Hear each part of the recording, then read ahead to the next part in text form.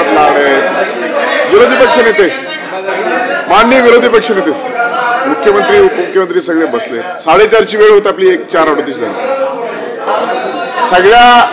सगळ्या पक्षांच्या गटनेत्याला आणि सदस्यांना बोलण्याची मी संधी दिलेली आहे. तथापि आपण सगळ्यांना जर संधी देत राहिलो तर आपल्याला आणखी, जसं आशिषजींनी सांगितलं तसं सगळ्यांना बोलायचंय, म्हणून आता कुठेतरी कन्क्लूड केलं पाहिजे. माननीय विरोधी पक्ष सभापती महोदय,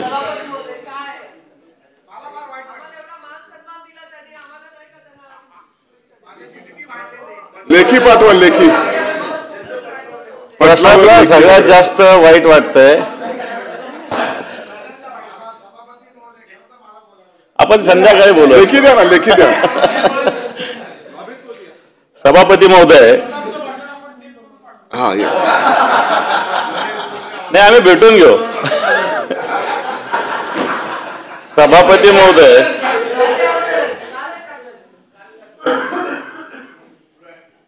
मी सगळ्यात आधी पूर्ण सभागृहाचं आणि सगळ्यात महत्त्वाचं माननीय मुख्यमंत्री देवेंद्रजी फडणवीस साहेब,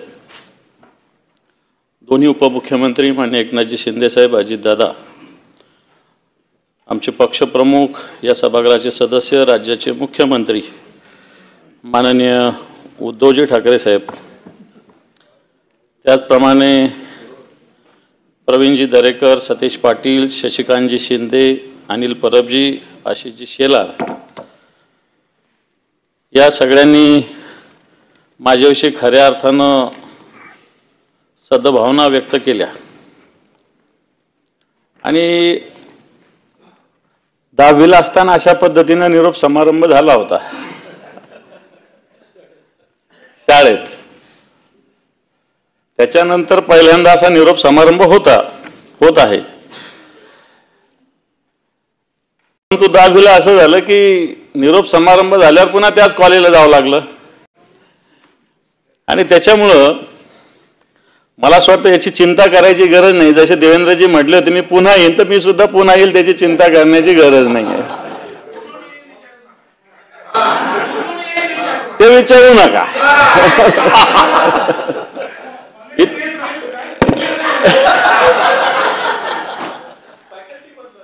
आणि मी सगळ्यात महत्वाचं सगळ्यांनी एक सांगितलेलं आहे की मी एक कार्यकर्ता आहे, मी एक शिवसैनिक आहे. त्याच्यामुळे आता महिना दीड महिन्यापूर्वी विराट कोहली रिटायर झाले, रोहित शर्मा रिटायर झाले, पण त्यांनी फक्त सांगितलं की आम्ही कसोटी खेळणार नाही, बाकी वन डे आणि 2020 खेळणार. तसं मी फक्त इथे येणार नाही, बाकी माझ्या सगळ्या मॅचेस चालू राहतील सभापती महोदय.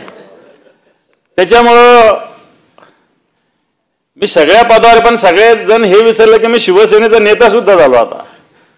आणि शिवसेनेत पक्षप्रमुखानंतर नेता हा एक महत्वाचा असतो, आणि तो फार कमी वयात मला संधी मान्य पक्षप्रमुखामुळे उद्धवजी ठाकरे साहेब, कारण एवढे ज्येष्ठ नेते मधुकर दादा असतील, दिवाकरजी रावते साहेब असतील, लीलाधर डाके असतील, दत्ताजी साळवी साहेब असतील, खैरे साहेब असतील, मनोहर जोशी सर, सुधीर भाऊ, प्रमोदजी नवलकर या सभागृहाचे राहिलेले.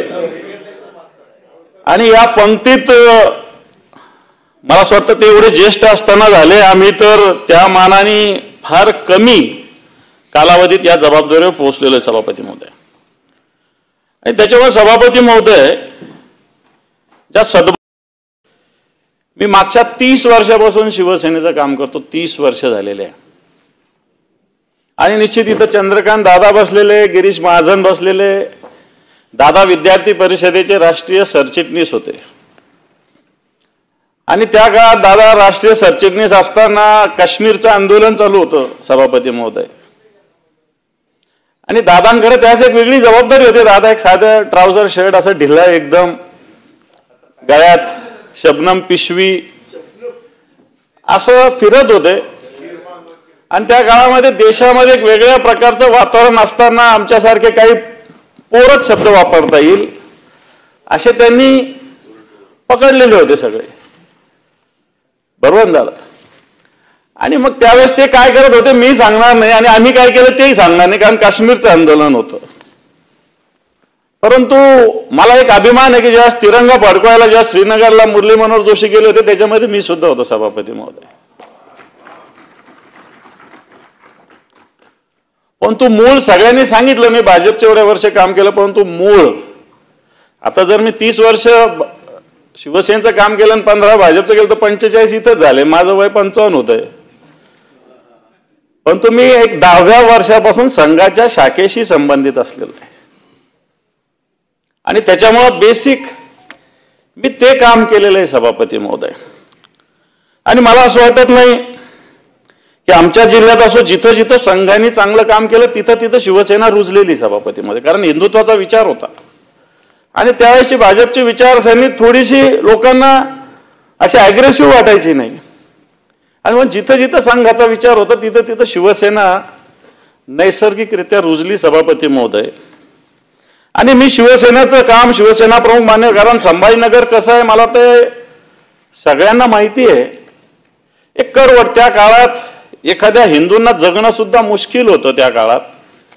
आणि त्या काळात शिवसेना प्रमुखाच्या विचाराने आम्ही संघटनेचं काम केलं. निश्चित अनेक केसेस झाल्या माझ्यावर, 2-3दा तडीपारीच्या ऑर्डर निघाल्या, पण गृहमंत्री चांगले होते. आताचे गृहमंत्री जसे होते तसे, त्यामुळे फार काही मला बाहेर जावं लागलं नाही. त्यास मग RR पाटील होते वगैरे वगैरे होते.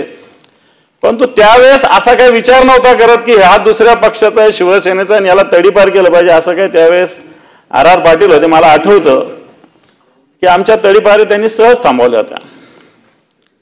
एकदा जळगावच्या शिबिरात मी होतो, गिरीश महाजन मी एका सतरंजीवर झोपलेलो आहे. तो युवा मोर्चाचं आम्ही काम करत होतो बरं का देवेंद्रजी.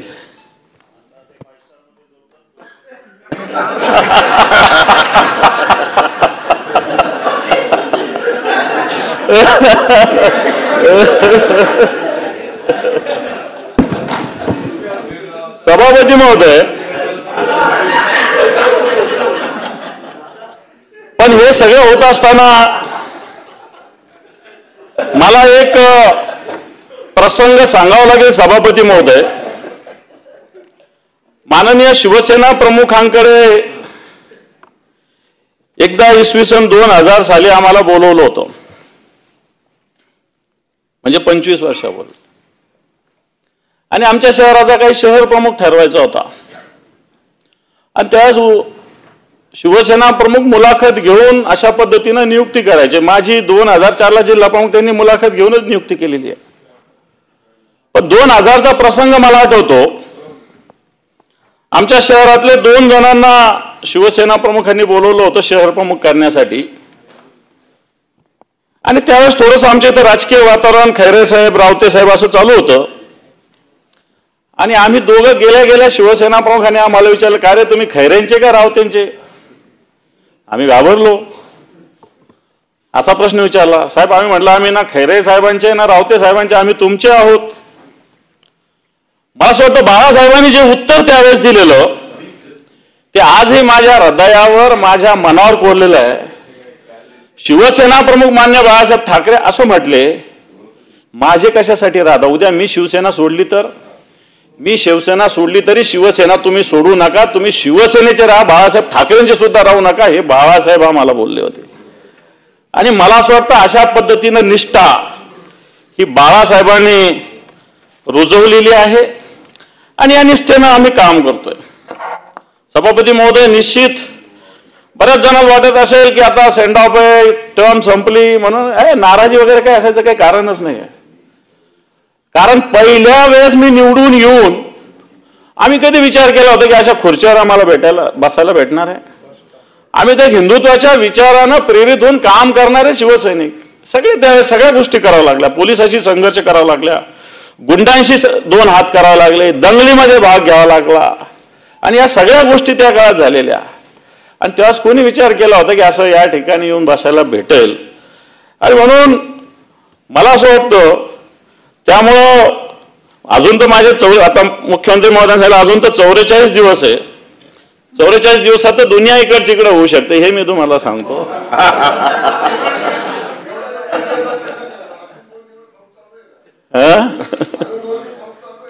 आता ते मुख्यमंत्री महोदयांनी सांगितलं आज घ्या म्हणून.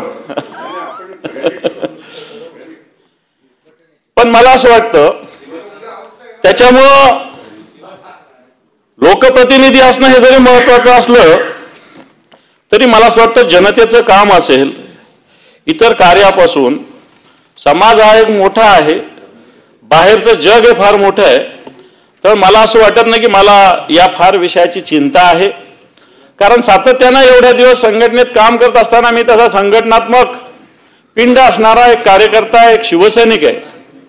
आणि म्हणून मला मागच्या काळामध्ये निश्चित वेदना झाल्या, ज्या ज्या गोष्टी झाल्या त्याच्यामुळे वेदना झाल्या.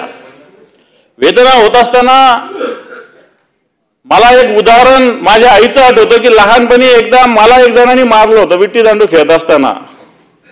फडणवीस साहेब, एक जणांनी मला मारलं आणि मी रडत घरी गेलो. आताची आई असती आशीजी तर तिनं त्याला मलमपट्टी लावली असती, माझ्या आईनं मला आणखी मारलं. मी म्हटलं का मारते? म्हणे तू मार खाऊन घरी कसा आला?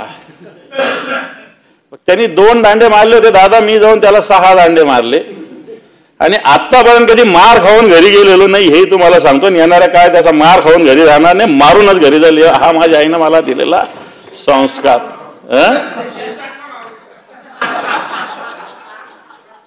ते शिंदे साहेब बघतील.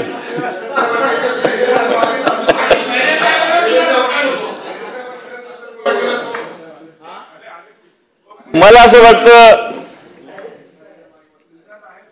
मी आता सगळ्यांनी सांगितलं की मी विचारानं सगळ्या गोष्टी करेल. त्यावेळेसचं वातावरण वेगळं होतं, परंतु मला एक अभिमान आहे की ज्या विरोधी पक्षनेते म्हणून गप्र प्रधान रासू गवई, मान्य शरद पवार साहेब, नितीन गडकरीजी, प्रमोद नवलकर साहेब आणि मेन उत्तमराव पाटील. मी उत्तमराव पाटलांच्या बरोबर सुद्धा त्यावेळेस आम्ही थोडंसं काम केलेलं आहे. आणि म्हणून उत्तमराव पाटलांसारखे नेते, या सगळ्या विरोधी पक्ष नेता म्हणून ज्यांनी जबाबदारी पार पाडलेली आहे, मी निश्चित दादा इथं आम्ही विद्यार्थी परिषदेचं पण काम केलेलं आहे त्या काळात काश्मीर आंदोलनामध्ये निश्चित.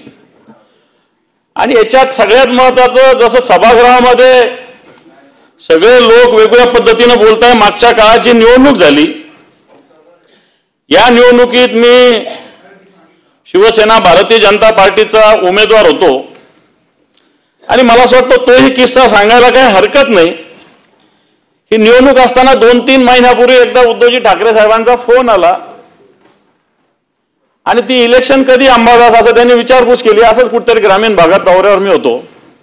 मी म्हटलं साहेब 2-3 महिन्यांना आहे.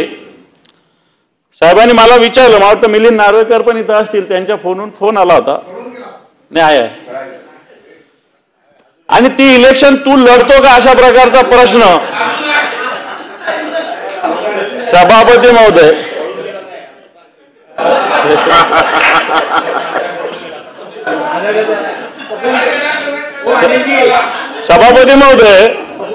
तर माननीय उद्धवजी ठाकरे साहेबांनी मला प्रश्न विचारला होता की इलेक्शन अंबादास तू लढतो का? तर मी म्हटलं नाही, मी नाही लढत इलेक्शन. म्हटलं का? तर म्हटलं थोडस टाईट पण आहे, बाकी स्थानिक स्वराज्य संस्थेत काय काय लागतंय सगळ्यांना माहिती आहे. बाकीच्या निवडणुका सोप्या असतात, पण स्थानिक स्वराज्य संस्थेच्या निवडणुकात काय काय लागतं हे सगळ्यांना माहिती. साहेब मी काय हे करू शकत नाही. मग आपल्याला दुसरे आहेत का? मी 2-3 लोक घेऊन गेलो सभापती महोदय साहेबांकडे, त्यांना उमेदवार करा म्हणून. असे 2-3 लोक साहेबांकडे गेलो. साहेबांनी सगळ्यांच्या मुलाखती घेतल्या. सुभाष देसाई साहेब होते, सगळ्यांच्या मुलाखती घेतल्या इच्छुकांच्या, आणि मी सुद्धा दुसऱ्यांचे नाव सुचवले. आम्ही सगळे गेलो आणि घंटाभरांनी साहेबांनी सुभाष देसाई साहेबांना फोन करायला लावला, वापस बोलवलं आणि मला सुभाष देसाई साहेबांनी सांगितलं की तुला निवडणूक लढायची. मी उमेदवारी दुसऱ्यांना देण्यासाठी साहेबांकडे घेऊन गेलो होतो. आणि म्हणून याचाच अर्थ की ज्या गोष्टी न सांगता पक्षांनी एवढ्या सगळ्या गोष्टी दिलेल्या असताना, आणि त्यावेळेस सगळ्यात महत्वाचं संभाजीनगरामध्ये दादा 624 मतं होते आणि तसे आमचे शिवसेना आणि भाजप 251च मतं होते 654 पैकी. फक्त 2 शक्य नव्हतं, आमच्याकडे मेजॉरिटी नव्हती. पण त्या शिंदे साहेब पण होते, त्यांच्याकडे काही जबाबदारी होती. सुभाष देसाई साहेबांकडे काही जबाबदारी होती. आमचे विनोद घोसाळकर साहेब होते. पण संभाजीनगरात मला त्यावेळेस 624 पैकी 511 मतं भेटले होते. 511, 82% मतं भेटले होते. आणि संभाजीनगर जिल्ह्यातला एकही मतदार कोणत्या का पक्षाचा असत नाही, कोणतं का रिपाई असेल कोणतं असेल, यांनी दुसऱ्याला मतदान नव्हतं केलं. मला सांगण्याचा मुद्दा हा की मला असं वाटतं सार्वजनिक जीवनात बाबूराव कुलकर्णी काँग्रेस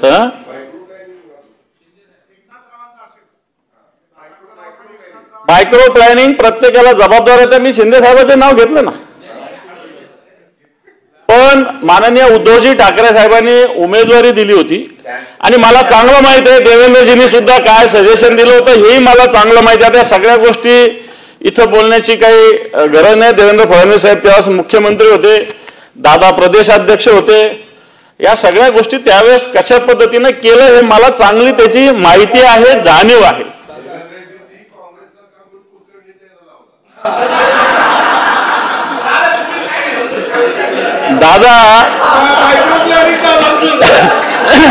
दादांचे दुसऱ्या काँग्रेसबरोबर हे लोक सगळे घेऊन आलो होतो आम्ही, एक पण नव्हतं ठेवलं त्यांच्याकडे आम्ही.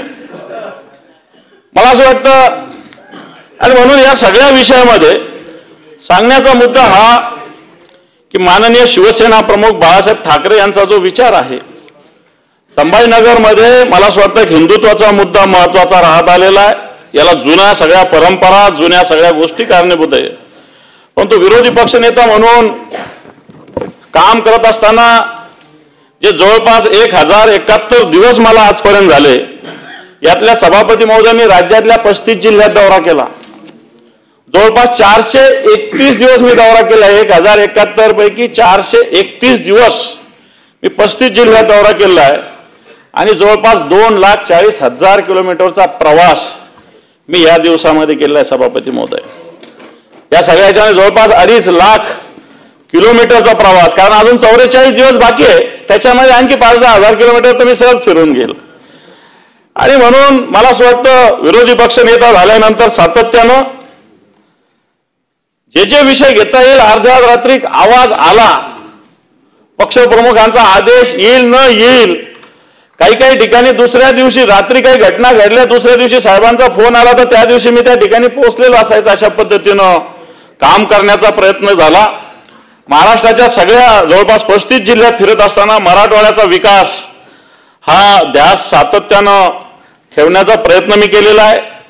सभापती महोदय, फिरत असताना अनेक आठवणी येतात, अनेक प्रसंग येतात, पण तुम्ही या सगळ्याच्यात विरोधी पक्षनेते ज्याच्यात मोठे प्रकल्प किती येत असतील, जात असतील, मोठ्या घोषणा सरकार स्वीकारत असेल, नाही स्वीकारत असेल, परंतु श्रीरामपूरमध्ये असताना एक माझ्या आयुष्यातली एक छोटीशी घटना घडली, परंतु ती अतिशय रिमार्केबल आहे की एक मच्छिंद्रनाथ गंगाधर भागवत नावाचे बेलापूर तालुका श्रीरामपूरचे एक 88 वर्षाचे ग्रस्त होते सभापती, 88 वर्षाचे, आणि 28 वर्षापासून 7/12 त्याच्या जमिनीची नोंद घ्यावी म्हणून 28 वर्षापासून चक्रा मारत होते. कळकट मळकट कपडे होते, चष्मा एवढा झाड होता, तोंड धुतलेलं नव्हतं, अतिशय वाईट अवस्थेत हे नागरिक मला भेटायला आले. आणि सभापती महोदय, मी माझ्या शिवसेना स्टाईल तिथल्या तलाठ्याला फोन लावला, 10 मिनिटात इथं ये म्हटलं. त्याने उत्तर असं तसं द्यायचा प्रयत्न केला, पण मी त्याला 10 मिनिटात ये म्हटलं आणि त्याला सांगितलं इथं स्टेजच्या मागे बस आणि 10 मिनिटात 7/12 तयार करून दे. मुख्यमंत्री महोदय, खरोखर 10 मिनिटात 7/12 बनला, जो 28 वर्ष झालेला नव्हता. आणि त्याचे जे अश्रू आले, मला असं वाटतं हीच कामाची पावती आहे. पण हेही सांगण्याचा मुद्दा आहे की एवढ्या कामाला एखाद्या नागरिकाला 28 वर्ष फिरावं लागतं दादा, हा पण एक महत्वाचा मुद्दा आहे. छोटासा विषय 7/12 नोंद करण्याची, पण 28 वर्ष फक्त तलाट्याला बोलवलं. आता बरेच काय प्रति तलाठी असतात, लॅपटॉप सोबत असतात, मी त्याला म्हणलं इथून स्टेजवरून तू उठायचं नाही, तो 7/12 तयार केल्याशिवाय. आणि सभापती मध्ये त्यांनी खरोखर 10 मिनिटात 7/12 बनवून दिला मला. ज्या गोष्टीसाठी 28 वर्ष एक नागरिक फिरत होता. सांगण्याचा मुद्दा हा की लोकांचे छोटे छोटे प्रश्न असतात, पण सोडवण्यासाठी एक प्रामाणिकता आवश्यक असते. आणि मला असं वाटतं ज्या पद्धतीनं एक प्रशासनाने काम करण्याची आवश्यकता असते, वाटतं ती करण्याची गरज या निमित्तानं आहे. सभापती महोदय, माननीय मुख्यमंत्र्यांनी सद्भावना व्यक्त केल्या. सावरकर भक्त, मी सावरकर भक्त असल्याचा मला सार्थ अभिमान आहे. रक्ताने सह्या केल्यात सभापती महोदय, आम्ही सावरकरांसाठी आम्ही रक्ताने सह्या केल्या होत्या आणि अजून सावरकरांसाठी रक्त सांडण्याची गरज पडली तर ते सुद्धा सांडण्याची आमची तयारी आहे. सावरकरांच्या बाबतीत कोणत्याही प्रकारचं सभापती महोदय, संभाजीनगरात वंदे मातरम सभागृह आहे. आता सकाळी दादांना मी त्या विषयावर बोललो. 1982ला राष्ट्रपती ज्ञानी जयसिंग आले होते. त्यांनी तिथं कोनशिला रचली होती. मराठवाडा मुक्ती संग्रामाचं आंदोलन त्या जागेवरून सुरू झालं होतं. त्यावेळेस तिरंगा फडकवायला बंदी होती संभाजीनगरात, पण गोविंदभाई श्रॉफच्या नेतृत्वाखाली जवळपास 32 ठिकाणी संभाजीनगरात तिरंगा फडकवला गेला. अशी ती जागा आहे दादा वंदे मातरम सभागृह. आणि म्हणजे वंदे मातरम सभागृह आम्ही सातत्यानं जवळपास 30-35 वेळेस आंदोलनं केली, त्याच्यासाठी जेलमध्ये गेलो आणि शेवटी मला असं वाटतं 2014ला याला मान्यता झाली. आणि हे वंदे मातरम सभागृह उदय सामंत त्या खात्याचे मंत्री उच्च तंत्र शिक्षणाचे झाले. बऱ्याच दिवस पेंडिंग असलेलं काम निश्चित काँग्रेसच्या काळात मंजूर झालं होतं, पण तो पूर्ण झालं नव्हतं. मागच्या काळात उद्धवजींच्या सरकारच्या काळात हे वंदे मातरम सभागृह पूर्ण झालं आणि नंतर दादांनी येऊन त्याचं उद्घाटन सभापती महोदय केलेलं आहे. संभाजीनगरच्या नामांतराविषयी अनेक आंदोलन झाली, जेल झाली. 9 मे 1988ला संभाजीनगरला शिवसेना प्रमुख मान्य बाळासाहेब ठाकरे यांनी संभाजीनगर औरंगाबाद नाव संपवून संभाजीनगर नामांतरण औरंगाबादचं केलं. 9 मे 1988. आणि या 9 मे 1988 पासून शिवसेना प्रमुखांनी जे नाव जे संभाजीनगरला दिलं, निश्चित उद्धवजींची कॅबिनेटमध्ये याला मान्यता मिळाली. नंतर तुम्ही छत्रपती संभाजीनगर केलं असेल, काही हरकत नाही, परंतु आमच्या दृष्टीनं या शहराचं नाव, जिल्ह्याचं नाव संभाजीनगर झालं हे सगळ्यात महत्वाचं आहे. आणि याची मुहूर्तमेढ शिवसेना प्रमुख मान्य बाळासाहेब ठाकरे यांनी 9 मे 1988ला रोवलेली सभापती महोदय. आपण सभापती महोदय दादा पण बोलले. दादांबरोबर विरोधी पक्षनेता म्हणून काम करण्याची बऱ्याच दिवस मी काम केलं. काम करत असताना दादांच्या बऱ्याच गोष्टी शिकायला आल्या. टापटीपणा असेल, वेगळं असं डिसिप्लिन असेल, दादांची निश्चित त्यांच्यासोबत काम करताना मी दादांच्या बऱ्याच गोष्टीचा स्वीकार करण्याचा प्रयत्न केला. हो ना, अजित दादांचाच बोलतो. विरोधी पक्ष नेते तेच होते, हे दादा कुठे विरोधी पक्ष नेते. शिंदे साहेबांनी सांगितलं की पूर्णविराम, स्वल्पविराम. स्वल्पविरामच हा, पूर्णविराम तर काही होणार नाही. पूर्णविराम अजून याला वेळ आहे, त्याच्यामुळे निश्चित हा स्वल्पविरामच राहील. आणि सगळ्यात महत्वाचं मान्य उद्धवजी ठाकरे साहेबांनी ज्या ज्या भूमिका, खरं तर ते आमचे कुटुंब प्रमुख आहेत, आमचे पालक आहेत, आणि म्हणून त्यांनी ज्या पद्धतीनं भूमिका आणि भावना व्यक्त केली ही सुद्धा महत्वाची. निश्चित जेव्हा मी विरोधी पक्षनेता झालो तेव्हा ग्रामीण भागाला सर्वसामान्य शिवसैनिक, जिल्हा स्तरावर काम करणारा शिवसैनिक, राज्य स्तरावर असं काम करू शकेल का नाही शकेल हे पक्ष नेतृत्वाच्या मनात शंका निर्माण होऊ शकते. आणि निश्चित ही झाली असेल नसेल मला माहिती नाही, पण तो असं असताना मोठ्या विश्वासानं त्यांनी जबाबदारी माझ्याकडं दिलेली होती. आणि मी आक्रमक राहिलो, पण आक्रस्ताळेपणा कधी केला नाही. सगळ्यांनी कबूल केलं. कोणावरही व्यक्तिगत टीका टिप्पणी करण्याचा मी प्रयत्न कधीच केलेला नाही. विचार म्हणून, तत्व म्हणून निश्चित विरोध केला असेल, कोणत्याही मंत्र्याला केला असेल, त्याच्यात काही वावगं असायचं काही कारण नाही. शेवटी माझी जबाबदारी, मी या खुर्चीवर बसलो तर ती माझी जबाबदारी विरोधी पक्षनेता होणं. नाही तर विरोधी पक्षनेता आणि सत्ताधारी सगळे सोबत राहिले तर त्याच्यात मजा काय येणार आहे. आणि म्हणून तत्व आणि विचार म्हणून मग कोणावरही असेल, मुख्यमंत्र्यावर असेल, उपमुख्यमंत्र्यावर असेल किंवा एखाद्या कोणत्याही मंत्र्यावर असेल, निश्चित. आणि मला हे कबूल करावं लागेल की प्रत्येक गोष्टीमध्ये सरकारने, विरोधी पक्षांनी मांडलेली भूमिका स्वीकारलेली आहे. गणवेशाचा विषय मी सातत्यानं मांडला होता. मान्य फडणवीस साहेबांनी ताबडतोब त्याच्यामध्ये निर्णय घेतला. या वर्षीपासून पॉलिसी चेंज झाली. असे अनेक विषय सांगतायत. इन्शुरन्स, शेतकऱ्यांना गोपीनाथ मुंडे इन्शुरन्सची योजना असेल, अब्दुल सत्तार आणि आम्ही सोबत असायचो त्याच कृषी मंत्री असताना. त्यांना झाले इन्शुरन्स कंपनीचे घरं भरण्यापेक्षा आपल्या तहसीलदाराला अधिकार दिला पाहिजे. आणि नंतर सरकारने, कॅबिनेटने त्याच्यामध्ये सुद्धा ह्या योजना बदलण्याचा सभापती महोदय निर्णय घेतलेला आहे. आपण सभापती महोदय निश्चित विरोधी पक्षनेता म्हणून काम करत असताना काही जणांना एखाद्याच बोललो असेल, काही झालं असेल, परंतु माझा उद्देश सगळ्यात महत्वाचा, आपला महाराष्ट्र हरायलेला आहे. आपला महाराष्ट्र महत्वाचा आहे. आपल्या महाराष्ट्राचा स्वाभिमान महत्वाचा आहे. आपल्या महाराष्ट्राचा विकास महत्वाचा आहे.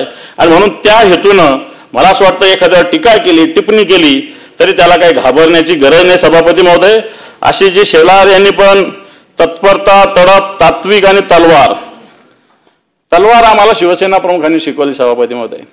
त्या काळामध्ये हिंदुत्वासाठी गल्लोगल्ली अशी शिबिरं व्हायची सभापती महोदय. शिवसेना प्रमुख मान्य बाळासाहेब ठाकरे यांनी काही लोक संभाजीनगरला पाठवले, ते नंतर आम्ही आमच्यातले लोक तयार केले आणि ही तलवार अन्यायाविरुद्ध उचलण्यासाठी शिवसेना प्रमुखांनी खऱ्या अर्थानं आम्हाला शिकवली. आणि म्हणून ही तलवार ज्या वेळेस या समाजात उचलायची गरज पडेल मात्र ती उचलण्याची शिकवण या हिंदुत्वाच्या विचारानं सातत्याने दिली. तत्परता, तडप आणि तात्विकता तर असलीच पाहिजे. विदाऊट तात्विकता कोणती गोष्ट करण्यासाठी मला असं वाटतं मजा येऊ शकत नाही. आणि म्हणून आज विरोधी पक्षनेता म्हणून तुम्ही निरोप देत असताना अजून माझ्या निश्चित 1-1.5 महिन्याचा कालावधी आहेच, परंतु निश्चित या सभागृहाने खालच्या सगळ्या मंत्र्यांनी सुद्धा निश्चित सहकार्य केलेलं आहे. सातत्यानं सगळ्यांनी एकमेकांना सांभाळून घेण्याचा प्रयत्न केला आहे. सातत्यानं सगळ्यांनी महाराष्ट्राचा विकास हा उद्देश समोर ठेवलेला आहे. आणि मला वाटतं आपल्या महाराष्ट्रापेक्षा काही मोठं नाही आहे. आणि म्हणून मला असं वाटतं मी निश्चित समाधानी आहे. समाधानी होत असताना जे जे कार्य या खुर्चीवर बसून झालेलं आहे, इथं खुर्ची नाही, ही जबाबदारी मी समजतो. ही काय खुर्ची थोडी, ही जबाबदारी आहे. आणि म्हणून जे जे कार्य झालेलं आहे ते निश्चित एका महाराष्ट्राच्या हिताच्या विचारानं, शिवसेना प्रमुखाच्या विचारानं सगळं पूर्ण झालेलं असं मला वाटतं. हो. आपण सभापती महोदय, सातत्यानं आधी रामराजे निंबाळकर आपल्यामध्ये सदस्य म्हणून सभापती म्हणून होते, नीलमताई होत्या. आम्ही नवीन सदस्य असतानाही सातत्याने आम्हाला वेगवेगळ्या भूमिका मांडण्यासाठी संधी दिली, वेगवेगळे विषय मांडण्यासाठी त्यांनी संधी उपलब्ध केली. आपण सुद्धा नीलमताई होत्याच, आपण सुद्धा अतिशय खेळीमेळीनं मागच्या अधिवेशनापासून आपण नागपूरच्या अधिवेशनापासून आपण काम करताय. निश्चित आपण सुद्धा खेळीमेळीनं हे सगळं अधिवेशन पार पाडतोय. मला असं वाटतं आज आपल्या मातोश्री आल्या होत्या, वरती मला दिसल्या होत्या, पण काही बोलायला आपल्याला संधी मिळाली नाही. आणि म्हणून त्यावेळेस मला असं वाटतं आई ही सगळ्यात महत्वाची असते. आणि म्हणून शिवसेना प्रमुखाचा विचार या सगळ्या गोष्टी निर्माण झाल्या असतात. माझी आई एक कडकपणे सोबत राहिली. एखाद्या माझ्या मनात सुद्धा एखाद्या असं काही थोडं बहुत इकडे तिकडे झालं तरी मला असं वाटतं जसं बैलाला आपण जू किंवा व्यसन म्हणतो तसं सातत्याने माझ्या आईच्या ताकदीनं आम्हाला लावलेलं आहे. आणि मला असं वाटतं त्याचा सार्थ अभिमान मला आहे. आणि म्हणून आज ही जबाबदारी पार पडत असताना आपल्या सगळ्यांचं सहकार्य, सभापती महोदय, राज्याचे मुख्यमंत्री, उपमुख्यमंत्री, आपले राज्यपाल सुद्धा सातत्यानं या संदर्भात मदत करत असतात, सहकार्य करत असतात, बोलत असतात. मला असं वाटतं पहिले राज्यपाल आहे की सगळ्यांशी संपर्कात असतात. आणि म्हणून मी राज्यपालांचे आभार मानतो. मी सातत्यानं त्यांच्या संपर्कात असतो. आणि म्हणून राज्यपाल असतील, मुख्यमंत्री असतील, दोन्ही उपमुख्यमंत्री असतील, या सभागृहाचा मी मनपूर्वक आभार मानतो. आणि हे सगळं करत असताना मला असं वाटतं आपल्या इथले सगळे कर्मचारी, मग साधा शिपाई असेल आपले सगळे सिक्युरिटी असतील, आपले विधानमंडळातले सगळे सचिव असतील, सातत्यानं सहकार्याची भूमिका सगळ्यांनी घेतलेली. मी त्यांचं सुद्धा मनपूर्वक आभार मानतो, आपलं आभार मानतो. आणि निश्चित देवेंद्र फडणवीसांचं वाक्य देतो, मी पुन्हा येईन. धन्यवाद. माननीय उपसभापती डॉक्टर नीलमताई गोरे.